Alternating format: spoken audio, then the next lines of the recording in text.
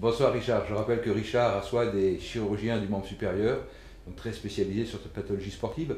Ma première question Richard est celle de l'urgence du lundi matin sur un golfeur qui par exemple va présenter une douleur très brutale sur la pratique de son sport ou au contraire un sportif qui va se réceptionner avec une douleur du coude.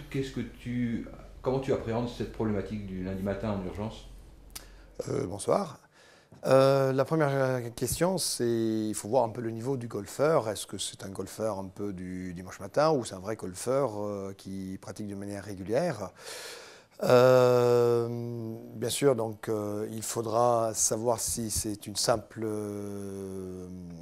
traumatisme indirect de la partie interne du coude. On est dans le sujet un peu du l'entorse du ligament latéral interne ou de l'épitrocléite éventuellement. L'examen clinique, bien sûr, donc il faut voir un peu, essayer un peu de débriefer en fait la pathologie pour essayer de comprendre est-ce que c'est une pathologie tendineuse, est-ce que c'est une pathologie ligamentaire, est-ce que c'est une pathologie osseuse, quel est le type de mécanisme qui a réalisé. Donc une fois que l'examen clinique oriente vers telle ou telle pathologie, bien sûr, donc nos collègues radiologues ils sont présents pour essayer de nous aider, notamment donc un bilan radiographique pour éliminer un arrachement osseux, une fracture et dans cette pathologie-là, une échographie qui pourrait éventuellement nous orienter, confirmer le diagnostic clinique, plutôt un problème tendineux, plutôt un problème ligamentaire, ou les deux associés, parce que les structures anatomiques de cette région-là, elles sont très proximales, et elles sont très adhérentes d'ailleurs, difficilement différenciables parfois. Et dans ce démembrement, est-ce qu'il peut arriver de dégager une indication chirurgicale en urgence sur ces pathologies traumatiques du coude? Alors, hormis l'arrachement complet de l'épitroclé qui est déplacé, qui est rare chez l'adulte, plus souvent chez l'enfant, mais ça peut arriver, par une contraction brutale des muscles épitrocléens qui sont plus puissants que la tâche osseuse elle-même. Ça, effectivement, c'est une indication chirurgicale. Bon, il n'y a pas l'urgence extrême, mais il faut le refaire.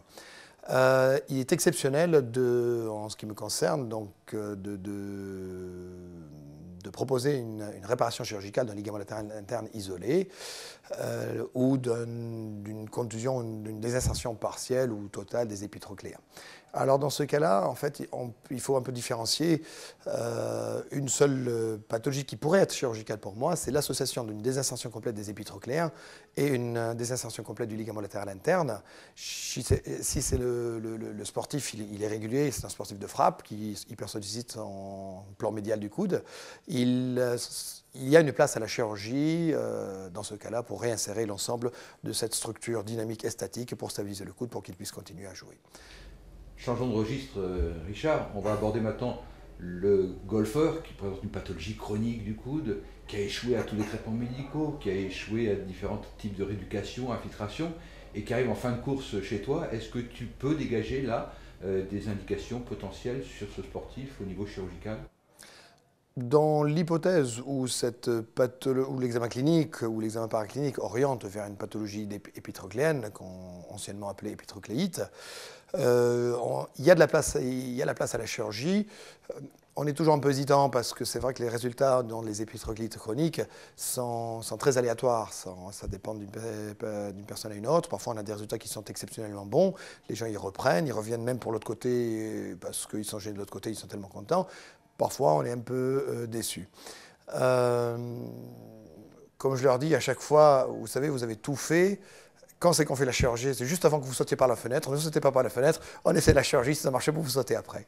Alors, effectivement, donc moi personnellement, l'épitrocléite, je fais un peu des images, enfin des lésions en images, en miroir, par rapport aux épicondylites. Et pour moi, la pathologie la plus importante, enfin la structure anatomique qui est la plus concernée, c'est l'aponévrose profonde du pronateur terrestre, le rond pronateur, ou du cubital antérieur, le flexeur carpi ulnaris, qui sont essentiellement en cause. Mais dans ce cas-là, l'examen clinique est très important, car j'allonge ces structures tendineuses en fonction de la clinique, enfin de la douleur à la palpation clinique. Bien sûr, il faudra éliminer toutes les pathologies annexes qui peuvent être les pièges diagnostiques dans cette pathologie. Bien, écoute, on va espérer que le moins de gens possible arrivent à ce délai chirurgical et on va espérer aussi qu'une fois que tu les as opérés, le moins possible se jette par la fenêtre. Merci Ça Richard serait parfait. pour ton intervention. Je vous en prie, merci à vous.